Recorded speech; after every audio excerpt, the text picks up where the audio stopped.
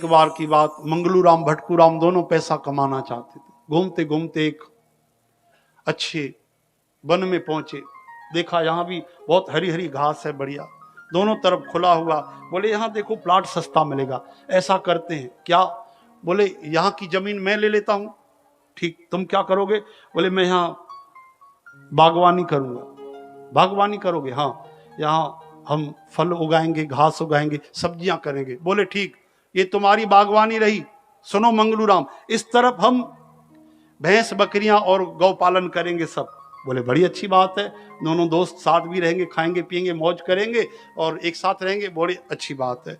तो तुम क्या करोगे? बोले पहले धीरे धीरे शुरुआत करेंगे, पहले एक दो बकरी लेकर आएंगे, फिर धीरे से एक गौ माता लेकर आएंगे, फिर दो चार भैंस लेकर आएंगे। तुम? बोले हमारी तो और सस्ती बात है, पहले मैं टमाटर लगाता हूँ, फिर गोभी लगाता हूँ, फिर फल लगाता हूँ। बोले बहुत अच्छी बात है। फिर बोले 2-4 साल में मंजर देखने वाला होगा, इधर पूरी हरियाली, पूरी सब्जी का मालिक मैं। और इधर बोले कई गायें हो गई मेरी, तुमको पता है, 100 भैंसें हो जाएंगी 2-3 साल में, बकरियां बहुत सारी। तो बोले बस यहीं पे मौज करेंगे, कभी घूमने आएंगी, कभी उनको चराने आऊंगा, कभी घूमेंगी। देख चराने की बात कर रहा है, तेरे पास गायें हैं? हाँ हैं। भैंस हैं बहुत सारी, 100 भैंस है मेरे पास, और बकरियां वो भी हैं। अगर मेरे बगीचे में आई तो ठीक नहीं होगा। बोले भैया वो हम ध्यान रखेंगे, देख जानबूझकर तो भेजेंगे नहीं, अब अगर आ गई तो हम क्या करेंगे? बोले देख बोल देता हूं, मेरी मेहनत की कमाई है, इतनी सब्जी उगाई है, अगर तेरी बकरी आ गई तो चरचर करने आ जाएगी, भैंस आ जाएगी, मेरी खेत नहीं उजाड़ हो जाएगी। बोले भैया आप 2-4 फल खा लिए तो कौन सी बड़ी बात है।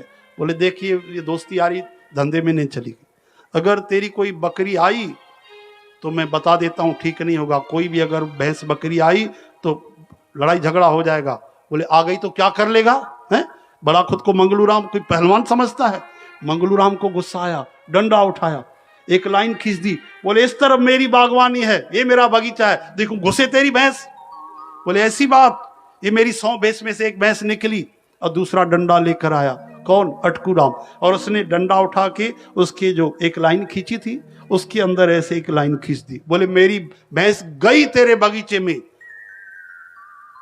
अब न कोई भैंस थी न बगीचा था, कुछ भी नहीं था, लेकिन क्रोध था, गुस्सा था। गई मेरी भैंस तेरे बगीचे में। मंगलू राम आग बबूला हो गया, लाल पीला हो गया। चली गई? बोली चली गई, वो देख तेरी गोभी खा रही है। अब ऐसा गुस्सा आ गया, उठाया डंडा, वो मारा, अटकू राम का सर फूट गया। ये तो अच्छा हुआ प्राण नहीं गए। हरे राम। अब इसके बाद केस चला। अब असली बात तो इधर आएगी, अदालत की कार्यवाही हुई। जज साहब के सामने जाकर मंगलू राम को अपराध आरोपी बनाकर खड़ा कर दिया गया। एक तरफ अटकू राम आया, बोलो जय श्री कृष्ण। जज साहब ने पूछा, बट मंगलू राम तुमने डंडा मारा? हाँ हुजूर मार दिया। अरे क्यों मारा डंडा? है तो तुम्हारा दोस्त था। बोलो दोस्त है, दुश्मनी का काम करता है महाराज। बोले दुश्मनी का काम? हाँ, हम जब इसको मना कर रहे हैं, हमारा बगीचा है, उधर जानवर नहीं आना चाहिए, तो बोलता है आएगा। बोलो जय श्री कृष्ण। हाँ अटकू राम, हाँ साहब हमने बोल दिया तो एक भैंस भेजी रही, तो बोले और क्या? भैंस आ गई, गोभी खाने लगी, तो हमने भी मार दिया डंडा। अच्छा बताओ तो तुम्हारा बगीचा कहाँ है, वो कितनी भैंसें हैं? बोले कौन सी भैंस, कौन सा बगीचा? महाराज हम तो अभी प्लानिंग कर रहे थे, हम तो योजना बना रहे थे, तो क्या बगीचा नहीं? काहे का बगीचा, इसके पास कौन सी भैंस है? अरे नालायक, तुम्हारे पास भैंस नहीं? महाराज एक बकरी नहीं तो भैंस कहां से आएगी? तो भैंस गई कैसे? बोले डंडे से गई, तो डंडा ही मार दिया हमने इसको।